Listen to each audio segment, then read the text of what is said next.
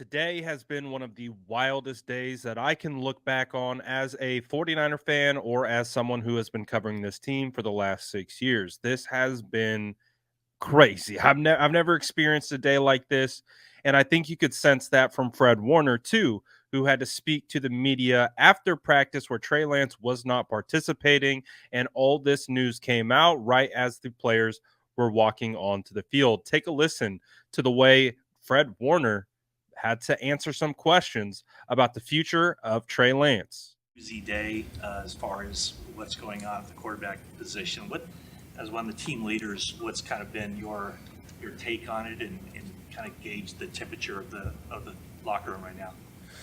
I mean, honestly, I don't know much about the situation. Like, complete honesty, I came out to practice. I saw there was only 3 quarterbacks out there. Trey's not out there, so I mean, I'm trying to ask around what's going on. There's not a clear answer right now.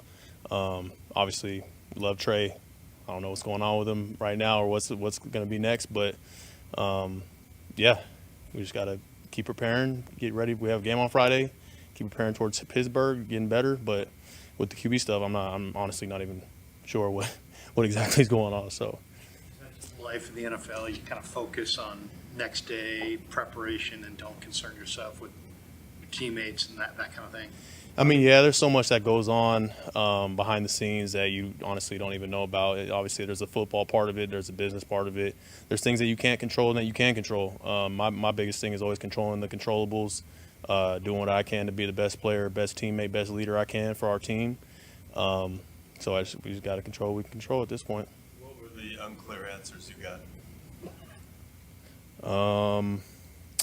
To be honest, I don't really even know. Like, it's honestly just like a cloud right now. I'm not even sure. Like, it was just weird seeing 3 guys out there. I didn't know where Trey was. So, and it was not like it wasn't something that had to be addressed. It was another work day. Go out there, get better, and I know they'll handle that however they need to handle it. What have you seen from Sam going up against him this summer? Have you seen progress in the practices? Yeah, Sam's looked good. I've really liked how he's progressed. I think, obviously, being a veteran at the position, the arm talent is insane. You know, obviously, that was the reason why he was drafted as high as he was back when me and him both came out in 18. But yeah, I think he's looked good. I think he's continued to get better every day. Expand on the arm talent part. I mean, just being able to make like some crazy looking throws. You know, like some guys can just flick the football with ease, and he's one of those guys. You know, I think his biggest thing is always trying to make sure he's improving on his decision making and getting the ball where it needs to be, protecting the football. But I mean, he can make every throw in the book.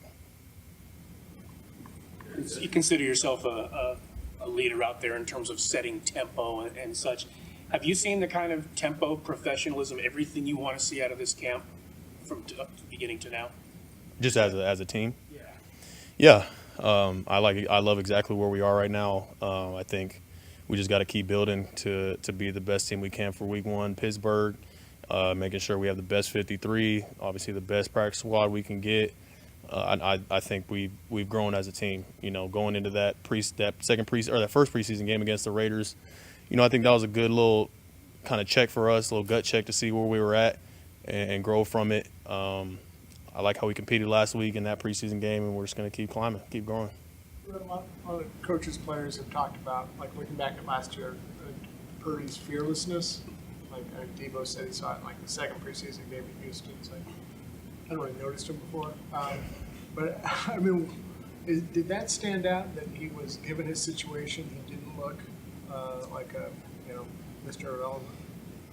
Yeah, I mean, I've spoken on it. You guys know how I feel about Purdy and what I saw from him early on. Did I think that he was going to become the player that he did throughout the end of the season and postseason last year? No, I don't think anybody could have seen that coming. You know, the poise and the ability to play the position the way he did. And so for him, it's just about stacking it, you know, overcoming this injury that he had to rehab and go through and being, you know, continuing to just grow. He's obviously super young, and I love his demeanor out there, the way that he prepares and goes about his craft. So the sky's the limit.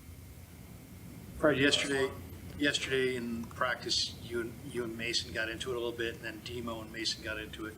Do you look at yourself as kind of the emotional tone setter of that defense, and do you have a certain standard that you want to see the rest of the defense play to?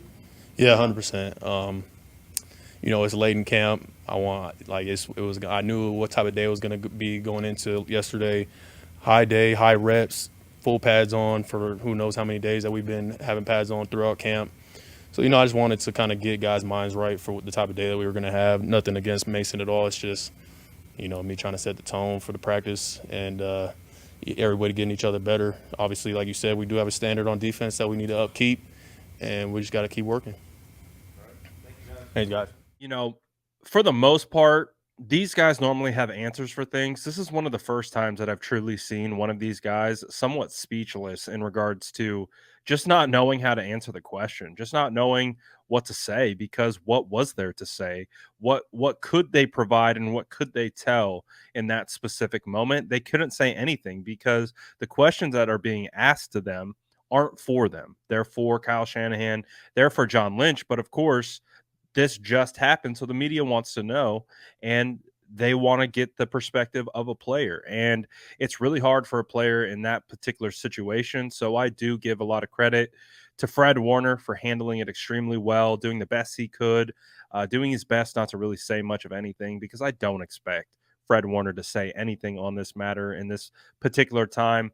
It's definitely been an interesting day, to say the least, in regards to what we have going. We're still waiting to hear from Kyle Shanahan on the entire matter as a whole. It's definitely been one of the weirdest days. As for me covering the 49ers, let me know. Have you experienced anything like this?